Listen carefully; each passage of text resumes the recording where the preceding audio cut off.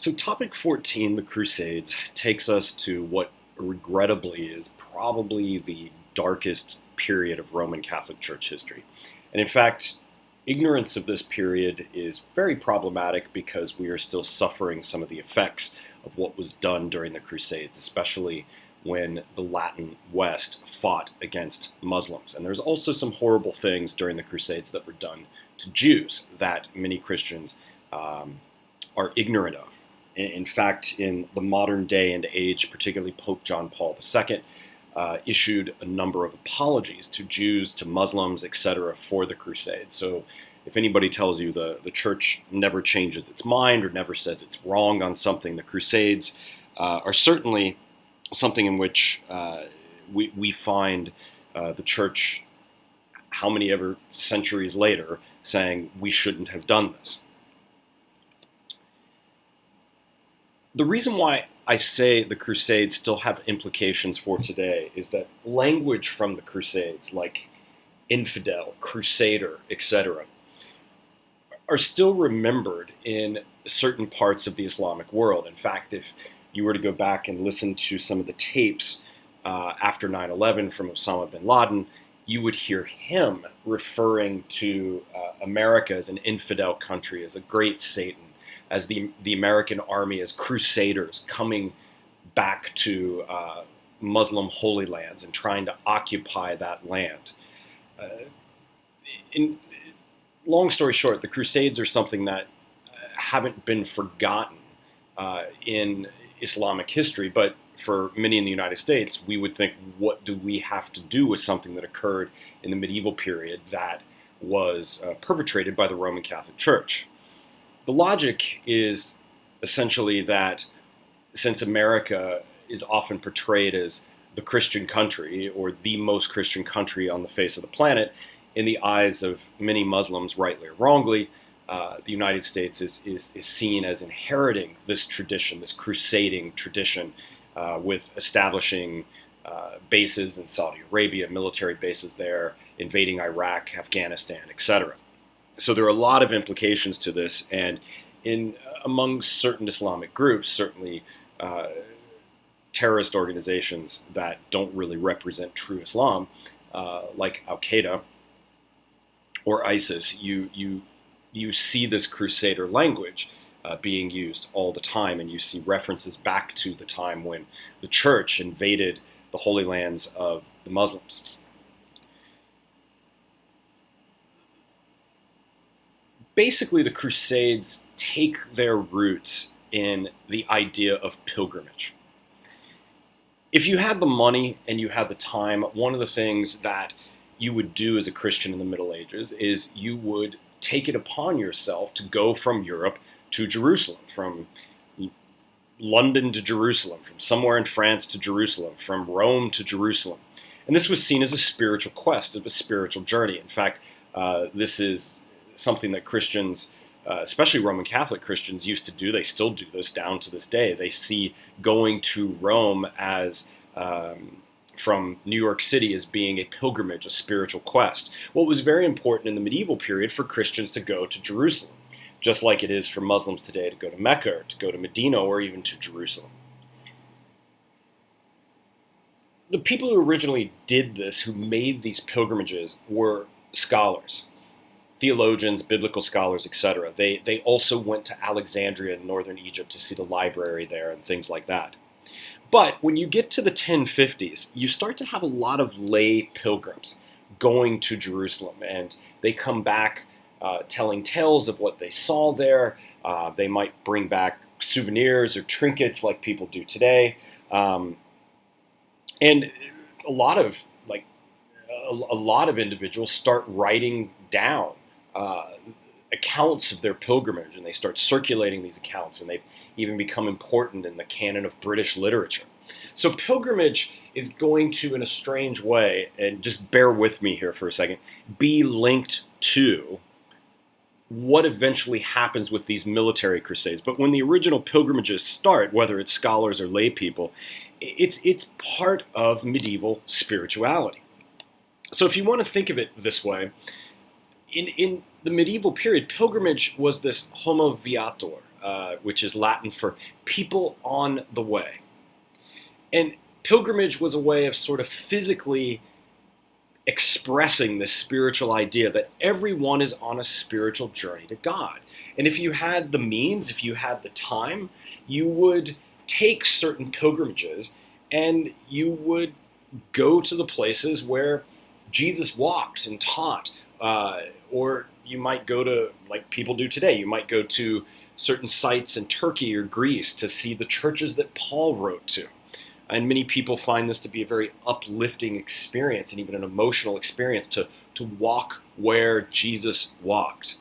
In fact, there's a story, this may be apocryphal, so don't quote me on this, but when I was in Jerusalem a few years ago, I remember being told that Neil Armstrong said it was more important to him to walk in places where Jesus had walked than to have stepped foot on the moon. Now, again, I don't know if that's true or not, but that's a story that you're often told when you're in Jerusalem, that a lot of people, famous people, perhaps even people that have been to the moon, consider a modern pilgrimage to where Jesus lived and walked and worked and all that to be more important than stepping on a moon in outer space. In the medieval period, there were three big places you went for pilgrimage. You went to the city of Jerusalem, obviously because that's where Jesus died. You went to Santiago de Compostela, where there is supposedly the body of St. James, who would be the first bishop of Jerusalem and also Jesus' brother. And you went to Canterbury. We've already talked a lot about Canterbury, but these were the three big pilgrimage sites. You either went to Jerusalem, Santiago, or you went up into what we would today call England to Canterbury. And again, in the Canterbury Tales, what's going on there? That's a pilgrimage up to the shrine of Thomas Becket by the various characters in Chaucer's Canterbury Tales.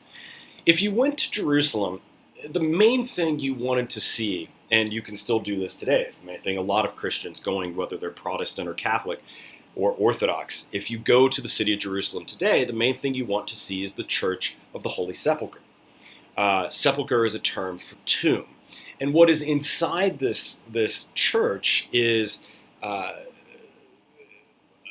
probably the historical place. There's some debate about this, but I don't want to really get into it, where Jesus was crucified and also where he was buried. So you can go and see the tomb, and you can go and see perhaps the place where he was also crucified. And this church has been there for a very, very long time, and what you would typically do, and this goes all the way back to the time of Constantine, is if you could identify the traditional spot where something happened in the life of Jesus or Paul or James, you would build a church over it to preserve that site. So pilgrims, even today, going to Jerusalem will go to the Church of the Holy Sepulchre, and they will go inside of it and visit the tomb of Jesus, and they will also visit the place where Jesus might have been crucified. Now, as I said, there's some debate on exactly where Jesus was crucified and buried. It's probably the Church of the Holy Sepulchre is probably the location, but there's an alternative location. But if you go inside the Church of the Holy Sepulchre, it's owned by four different churches, four different groups of Christians, and you can worship at the tomb of Jesus and visit the tomb of Jesus, so on and so forth. So this is usually a very emotional experience for people, and this is what people were doing back in the medieval period. They were going to this site because they wanted to see, where did Jesus die? Where was he buried? And there's pros and cons to this, as you might imagine, because people might start thinking if they have done this, they might be better than others. This is that arithmetical piety that we've talked about before. So even though there's these pilgrimages are going on, there is a spiritual danger to these pilgrimages and a physical danger to these pilgrimages. A lot of people that would go to these sites, whether it was Jerusalem or Canterbury, thought that because they had gone to these holy sites, I mean, if you have gone to the tomb of Jesus and your neighbor hasn't, you might start to get a pretty big head about that and think, well, I've actually been closer to the presence of Jesus than you. And in fact, the church didn't help this all that much, because if you went to these pilgrimage sites, you could get badges given to you in which you could prove to others, see, look, I have the badge that proves I went to Jerusalem, I went to Canterbury. And this could become so problematic, especially with this arithmetical piety of, well, if I have one badge, what does that mean if you have two badges? So if I've only gone to Jerusalem, but you've gone to Jerusalem and Canterbury, does that make you better? And this was one of the great problems of medieval Catholicism, is this whole idea of kind of working your way towards salvation. In fact, one of the ways you could work your time off in purgatory in the medieval period was by going on pilgrimages and getting these badges. Now, obviously, what's going to happen is people are going to start figuring out ways of making money off of this. But in Catholic theology, even down to this day, which is one of the very different things between Roman Catholicism and Protestant forms of Christianity, is Catholics have always believed in this in-between space between life now and the afterlife. And that place is called purgatory. Now, most of what people think about purgatory does not come out of the Bible. There might be a reference in the apocryphal literature, in the Maccabean literature, to an in-between place known as purgatory. But even modern Catholics who think about purgatory aren't thinking about it in the way the Catholic Church thinks about it. They're thinking about it in the way Dante thinks about it in the Inferno. So oftentimes, if you ask people what is purgatory, they start describing, without knowing they're doing it, they start describing Dante's vision of purgatory more than describing what the Catholic Church has actually said about purgatory. But purgatory is essentially a place where, after you die, you purify yourself. Nobody knows how long it lasts. It might be instantaneous. You purify yourself of any last remaining sins before you meet God, because God is holy and God is pure. Well, in the medieval period, people thought that if you sinned, that would add years, maybe decades, maybe centuries, to the time you would spend in purgatory working off those sins. If you did good things, it was, again, a numbers game where you could say, okay, I did this, so that takes off X number of years of my time in purgatory. Well, what started to happen is people realized, well, wait a minute, one of the greatest ways to work off a good century or so, or more, of time in purgatory is simply to go on a pilgrimage, get one of these badges, and have the church officially tell you, because you went to Jerusalem, you have X number of years knocked off of your time in purgatory. So again, this became a very competitive environment, a very competitive type of spirituality. That's the danger of it. In fact, there were even in courts in the medieval period, there were judges who would say, look, if you're accused of murdering somebody, the best way of working that off may be for you to take these pilgrimages. And as we'll see when we get to the Protestant Reformation, this is all leading somewhere which isn't good, which is going to force an individual like Martin Luther to rebel against this whole system of arithmetical piety, and it's going to force the Roman Catholic Church to take a good, long, hard look at itself later on at the Council of Trent. But there were also physical dangers involved with a pilgrimage. It's not easy to do. You have to have money. You could very easily die on a pilgrimage. It's not the easiest thing to get from medieval Canterbury all the way down to medieval Jerusalem. It's a long, arduous trek. And along the way, you could face disease, you could face being attacked by bandits, all those sorts of things. Well, this brings us to the Crusades. I want you to think of the Crusades as an armed kind of pilgrimage. That's, for lack of a better term, what it is. It's a militaristic pilgrimage. And you have to have a lot of money and a lot of power to engage in one of these armed pilgrimages. One of the big questions that a lot of people have is, why is the Holy Land holy? Why is it holy to Jews? Why is it holy to Christians? Why is it holy to Muslims? And why is everybody so concerned about this small strip of land? And why is everybody so concerned about this city called Jerusalem? Well, obviously for Jews, The answer is very, very simple. Jerusalem was the capital city of the Jewish nation, Israel-Palestine. It was where the original temple of God, the temple to Yahweh, stood. It is the holy city in Judaism. For Christians, it's important very simply because that is the city where Jesus went and died. Jesus' life is a life that starts in the north in Galilee and it ends in Jerusalem. What many people don't know, especially on the Christian side, is why it's so important to Muslims. It's important to Muslims because of an event in Muhammad's life known as the Night Journey. The story of the Night Journey is that while Muhammad was praying in Mecca, he had this sort of charismatic, mystical experience in which he was taken on a white horse from the city of Mecca to the city of Jerusalem. This made Jerusalem a holy city. This event made Jerusalem a holy city in Islamic tradition. The three big holy cities in Islamic tradition, and this is worth remembering, are Mecca, Medina, and Jerusalem. But Jerusalem is important because it is associated with Muhammad's night journey, when a white horse took him from the city of Mecca to the city of Jerusalem.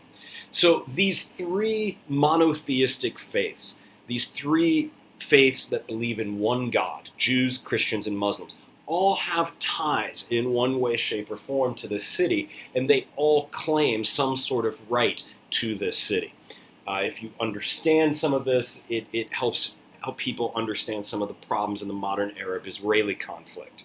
And Christianity is tied into all of this as well. Well, the context for the Crusades really begins in medieval Spain. There's a lot of fighting between the years 732 and 1492. That 1492 date should be familiar to you, but there's a lot of fighting going on in Spain between Jews, Christians, and Muslims between the years 732 and 1492. The control of who's in charge really goes back and forth between Christians and Muslims. Jews are caught in the middle.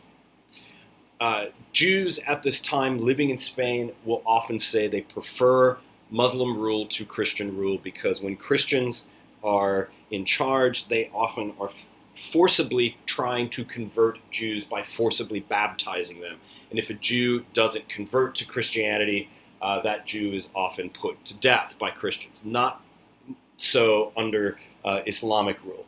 Muslim rule was much more tolerant of other religions at this time. But what a lot of this leads to is it leads to Christians and Muslims having to think about the concept of a just war. Is it ever okay to use violence in the cause of religion? Now, a lot of people think that just war is associated with Islam because of the concept of jihad, which is a very misunderstood concept, and there's all sorts of different interpretations of jihad in Islam. Is it talking about a physical war? Is it talking about a spiritual struggle? Most Muslims would tell you that jihad is not a holy war on the infidels as much as it is a spiritual struggle within yourself. But what a lot of people don't get is Jews have a concept of holy war sitting right in the Torah. It's in the book of Deuteronomy. It's also later on in a book known as Joshua. I mean, Joshua is engaging in holy wars, like with the city of Jericho.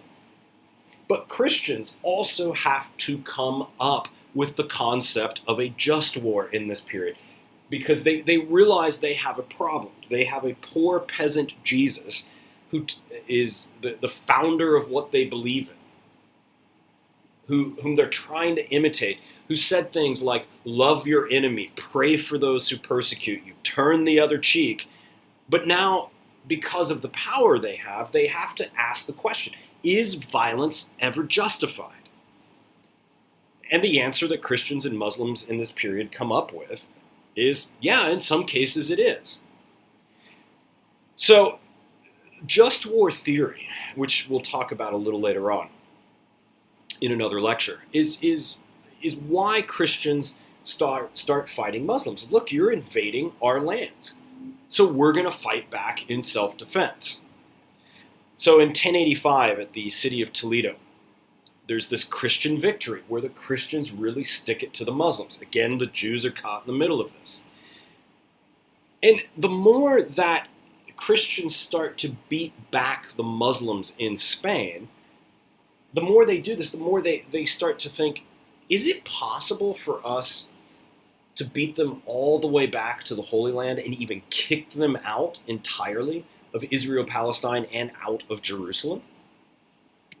Well, the Crusades start with a speech given by Pope Urban II in 1095. Pope Urban gathers a group of individuals together and he tells them that going on this armed pilgrimage to kick out the infidels from Jerusalem, from the holy city, is really like taking up the cross of Christ, the crux of Christ. You're going to do this if you decide to take this armed spiritual journey. You're going to do this to protect the pilgrims. You're going to do this to help the Christians in the East. You're going to do this to rid the land of these Muslim infidels who are polluting it. Well, he also tells these crusaders that if you do this and you die along the way, it's a direct, straight path into heaven and you get to bypass purgatory. So the First Crusade is from 1096 to 1099. And during this period of time, the Christians do very, very well. They make it all the way over to Jerusalem. They win and they take back the city of Jerusalem. They really kind of create this kingdom of God on earth. There is a Christian king sitting on a throne in Jerusalem. But the Crusades go on and on and on because the Muslims come back, and then the Christians come back, and then the Muslims come back. So the Second Crusade took place between the years 1147 and 1149. Muslims were trying to take back the city, so Christians had to respond to these Muslim advances. And then from 1189 to 1192, we have the Third Crusade. And here Christians respond to the Muslim recapture of Jerusalem under the very famous Saladin in 1187. Saladin was just an absolutely brilliant tactician. He understood philosophy. He really was a Muslim Renaissance man. Very enlightened individual. Well, this pattern repeats itself, 1202 to 1204. We have the Fourth Crusade, which ends sadly with the fall of Constantinople. 1212, we have the outrageous and disgusting Children's Crusade. Yes, you heard that correctly and read that correctly off the slide. This was an absolute disastrous debacle where children were actually sent to fight in this quote-unquote holy war. And then in 1291, the last Christian stronghold in the Holy Land was lost. And from that time on, essentially, Jerusalem is in Muslim hands. And the relationship between Constantinople in the east and Rome in the west is gone. So this is a dark period in Christian history, not just because Christians lost, but also a lot of people that look back at this today ethically said none of this should have happened. And this is really the great tension that still exists today in this world between Christians, Jews, and Muslims. It starts with Pope Urban II in 1095 saying, take up the cross, go beat down these infidels and kick them out of the Holy Land because they're polluting it. Well, out of the Crusades, we get some ideas that I've already somewhat referenced, but I want to talk about them a bit more. And that is just war and the concept of jihad. The important thing to remember is that when it comes to the Muslim concept of jihad, it either means an all-out physical holy war, like you would see during the period of the Crusades, or it means an inner spiritual war. And most Muslims today will tell you, as I've already mentioned, that it's an inner spiritual war. It's usually only terrorist groups that malign the text of the Quran and read it in a certain way in which they see jihad as an all-out physical war. But remember, the Jews came up with just war before the Muslims, and Christians also. I mean, this still exists down to this day in Catholicism, even though it's being questioned left and right by theologians and even by the current Pope in some respects. The Christian concept of a just war goes back to Augustine of Hippo, the great bishop of Hippo in North Africa. And in the medieval period, it is refined by Thomas Aquinas, the great Catholic theologian, the great Dominican, Aquinas Hall here at Albertus Magnus College, named after Thomas. This Thomas who did all these other wonderful things, but also came up with the concept of just war.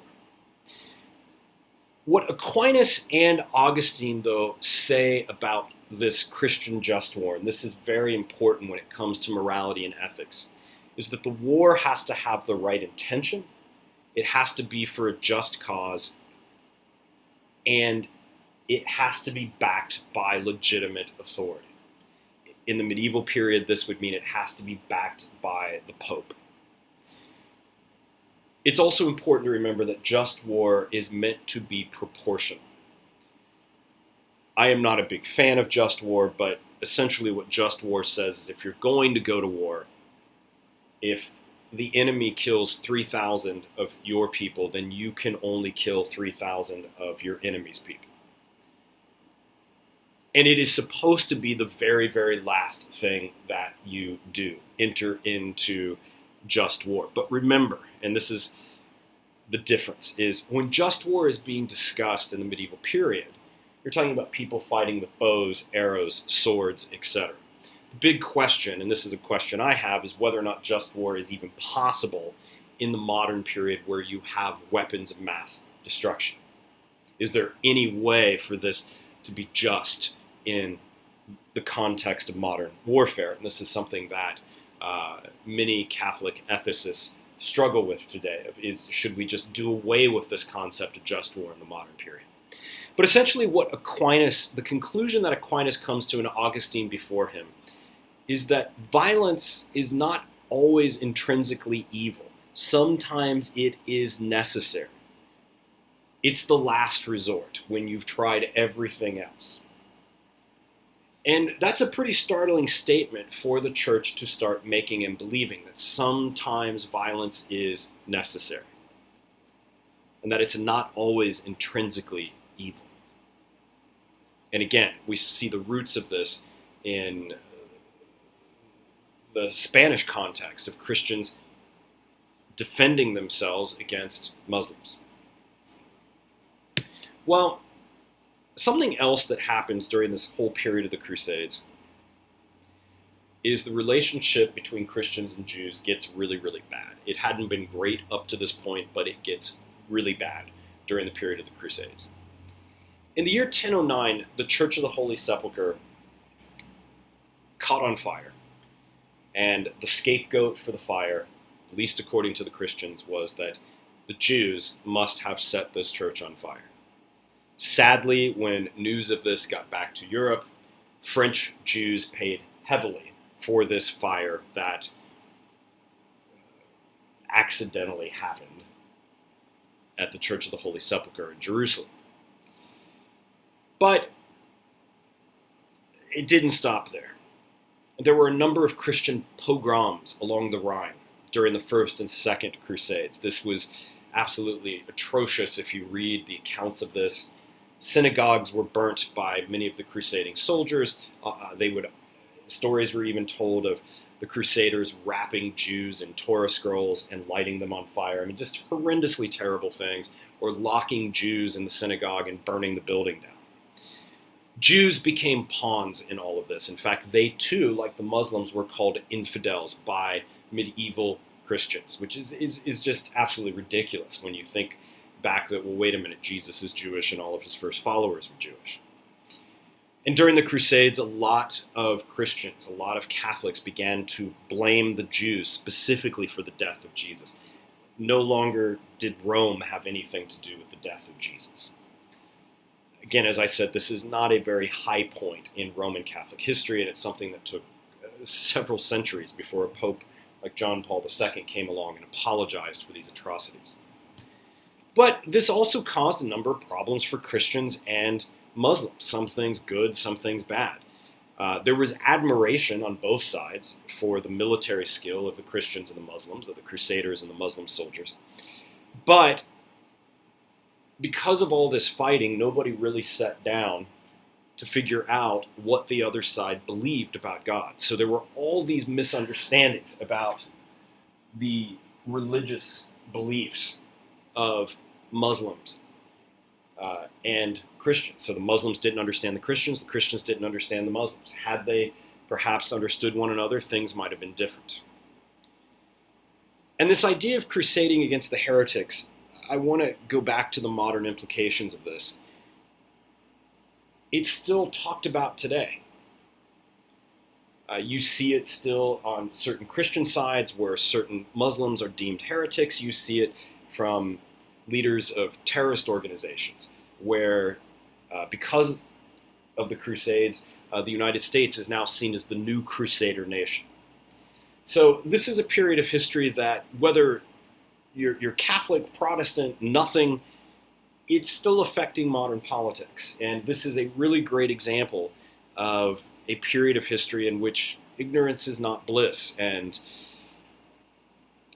not knowing about it is problematic, because if you don't know a bit about the Crusades, you really don't understand a lot of what's going on in the modern Middle East and the problems between European countries, the United States, and countries in the Middle East.